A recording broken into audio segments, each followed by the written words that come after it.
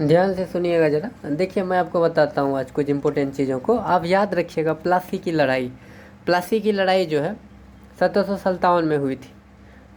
और आप ये भी जान लो ना भाई, बक्सर का युद्ध 1764 में हुआ था। ज़्यादा डीपली नहीं जानना है, कम से कम इतना डीपली जानिए, सही बात है। कम से कम कुछ कुछ जो इम्पोर्टेंट चीज़ें हैं उसको रेडीमेड याद रखा कीजिए।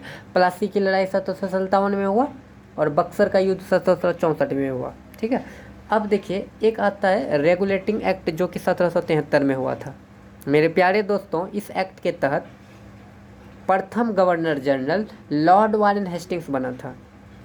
अब बात आती है दोस्तों, ये 1773 ईस्वी का रेगुलेटिंग एक्ट वाला टाइम में देखो, एक इम्पोर्टेंट पॉइंट है, मैं ज़रा बोलता हूँ। कलकत्ता में 1774 ईस्वी में एक उच्चतम न्यायालय की स्थापना की गई, जिसमें मुख्य न्यायाधीश और 3 अन्य न्यायाधीश थे। इसके प्रथम मुख्य न्यायाधीश सर एलिजा इम्पे थे। अन्य 3 न्यायाधीश का नाम है चैम्बर्स, लिमेस्टर और हाइट। तो आपको ये पूछा जा सकता है, बताओ कलकत्ता में उच्चतम न्यायालय की स्थापना कब हुई थी? 1774। यहाँ से बहुत तरह का क्वेश्चन फ्रेमिंग हो सकता है, मैंने पढ़ भी दिया। देखिए अब बात आती है दोस्तों 1858 ईस्वी का भारत शासन अधिनियम। तो इस टाइम देखिए, इस टाइम एक इम्पोर्टेंट जो है पॉइंट आ रहा है। तो देखिए इस टाइम क्या हुआ, देखिए लॉर्ड कैनिंग अंतिम गवर्नर जनरल एवं प्रथम वायसराय थे। तो याद रखिएगा मेरे फ्रेंड्स, अंतिम गवर्नर जनरल लॉर्ड कैनिंग और प्रथम वायसराय भी लॉर्ड कैनिंग था, ठीक है।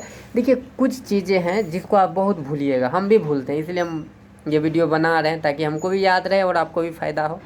देखिए हम आपको यहाँ पे बता रहे हैं, मार्ले मिंटो सुधार अधिनियम कब आया? तो 1909 में आया। मार्ले मिंटो सुधार अधिनियम कब आया? 1909 में। और एक मॉन्टेग्यू चैम्सफोर्ड सुधार अधिनियम कब आया? तो 1919। देखिए इसका अगर मैं डिटेल्स यहाँ पे बोलता हूँ, 1909 ईस्वी का भारत परिषद अधिनियम, ब्रैकेट में लिखा हुआ है मार्ले मिंटो सुधार, है ना। तो आप यहाँ से भी समझ सकते हो, मार्ले मिंटो सुधार अधिनियम 1909 ईस्वी में आया।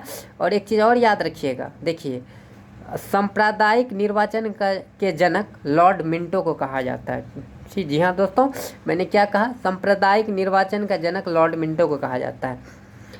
आगे है माय फ्रेंड्स, मॉन्टेग्यू चैम्सफोर्ड सुधार अधिनियम 1919 में ही आया था। लेकिन एक चीज़ यहाँ पे इसी वाला इसी में एक पॉइंट्स है, ये है कि प्रांतों में द्वैध शासन प्रणाली का प्रवर्तन किया गया।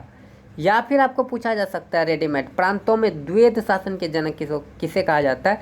तो आप फटाफट बोलोगे लियोनस कार्टियस, लियोनस कार्टियस।